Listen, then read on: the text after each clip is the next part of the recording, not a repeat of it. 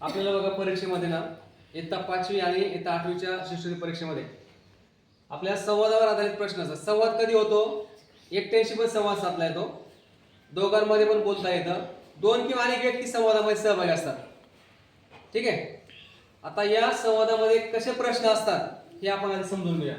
आता संवाद सोडवत असताना, संवादावर प्रश्न सोडवत असताना तुम्हाला संवाद जो दिलेला आहे तो तुम्हाला व्यवस्थित वाचावा लागेल. वाचल्यानंतर ठरवायचं की त्याच्यामध्ये कोण कोण बोललंय, किती लोकांचा सहभाग आहे ते आधी समजून घ्यायचं आणि नंतर प्रश्न वाचून त्याची उत्तर आपल्याला लिहायची असतात. ठीक आहे.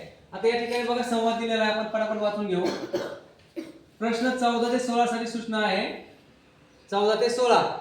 मग खालील संवाद काळजीपूर्वक वाचून त्यावर आधारित प्रश्नांची उत्तरांचा योग्य पर्याय निवडा. संवाद वाचा आणि उत्तर तुम्हाला रंगवायची आहे. ठीक आहे. आता बघा इथं कोण कोण आहे. स्नेहल तू रांगोळी काढ. बाई मी साक्षीला सोबत घे ना, पण लवकर काढ. फक्त तुम्ही दोघी जिथे आहात, बाकी सगळ्या आत हॉल मध्ये आहेत. अगं साक्षी, आजच्या स्नेह संमेलनामध्ये विविध गुणदर्शनाचे कार्यक्रम झाल्यावर आपल्या वर्गाचा गौरव होणार आहे. पुढे हो स्नेहल, कालच सरांनी सांगितलंय ना, आपल्यासाठी खूपच अभिमानाची गोष्ट आहे. साक्षी अगं आपल्याच वर्गाची निवड कशी झाली तुला माहित नाही? आपण लेख वाचवा अभियानात पथनाट्य केलं होतं त्यामुळे. ठीक आहे. आता संवाद इथपर्यंत आलाय, पुढे जाऊया आपण. अगं हो, त्यात अश्विननं सासूची भूमिका केली होती. स्नेहल झाली का तुमची कामं? चला कार्यक्रम सुरू होईल आता. झालंच आहे बाई. साक्षीने बघा किती छान रंग भरले. हो, पाहुण्यांना पण आवडेल दारासमोरची रांगोळी. आता या ठिकाणी आपण प्रश्न बघूया. वरील संवादात किती जणांनी सहभाग घेतला असावा? आता संवादात सहभाग म्हणजे काय? कोणी कोणी वाक्य बोललेत, कोण कोण वाक्य बोललंय हे आता आपल्याला ठरवायचंय. मग किती जण असतील? 6 जण आहेत, 2 जण आहेत, 3 जण आहेत, 5 जण आहेत की 4 जण आहेत? आता हे कसं ठरवायचं? आता बघा, पहिलं एक स्नेहल कोणी बोललंय बघा, तू रांगोळी काढ असं कोणी म्हणलंय? इथं दिसतंय बाईंनी म्हटलंय. हा, आणि स्नेहलनी बाईंना म्हटलंय, म्हणजे स्नेहल झाले 1, बाई झाल्या 2. हा, ठीक आहे. बघा परत साक्षी पण म्हणते हो स्नेहल, साक्षी 3. हा, साक्षीला विचारलंय तुला माहित नाही आपण लेख वाचा अभ्यास पथनाट्य केलं होतं त्यामुळे. आता आणखीन पुढे जाऊया.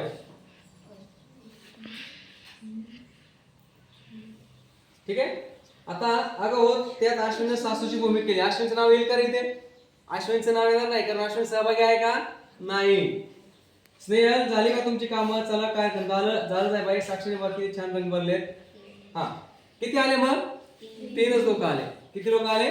3. म्हणजे आपलं जे आन्सर घ्यायचंय ते कोणतं असणार आहे? पर्याय नंबर दुसरा 3 हे आपलं उत्तर असणार आहे. 3. ठीक आहे. ऑप्शन नंबर 2 हे आपलं उत्तर बरोबर असेल. 3 व्यक्तींनी भाग घेतलाय तो. ठीक आहे. पुढे जाऊया. वरील संवादावरून शाळेत कोणता कार्यक्रम होणार नाही? कोणता कार्यक्रम होणार नाही म्हटलंय. होणार बघा, पथनाट्य तर झालेलं आहे, बक्षीस समारंभ होणार आहे, विविध गुणदर्शन होणार आहे, स्नेह संमेलन होणार आहे. पथनाट्य झालेलं आहे, तो होणार नाही. ओके, म्हणजे ऑप्शन नंबर 1 आपला असणार आहे. पुढचा प्रश्न आहे, वरील संवाद कोठे घडला असावा? सांगा बरं कोठे घडलाय? हा, रांगोळी कोठे काढतात? वर्गात, वर्गाच्या बाहेर समोर, वरांड्यात, मैदानावर. कुठे घडलाय? वरांड्यात घडला, मैदानात घडला की हॉल मध्ये घडला की वर्गात घडला? सांगा. वरांड्यात घडलाय की नाही? वरांड्यात आपण रांगोळी काढतायत, त्या बाईने सांगितलं स्नेहलला तू वरांड्यात रांगोळी काढ, है ना? म्हणजे संवाद कोठे घडलाय? वरांड्यामध्ये घडलेला आहे. म्हणजे आपलं ऑप्शन उत्तर काय असणार? बरोबर पहिला, पर्याय क्रमांक 1. अशा प्रकारचे हे प्रश्न असतात संवादावर आधारित. आता संवादावर आधारित प्रश्न सोडवण्यासाठी तुम्हाला काय सांगितलं मी, संवाद वाचा. त्याच्यामध्ये कोणत्या कोणत्या व्यक्तींचा सहभाग आहे, म्हणजे बोललेत कोण कोण, त्या व्यक्ती संवादामध्ये असतात, त्यांची संख्या बघा, नाव लिहा.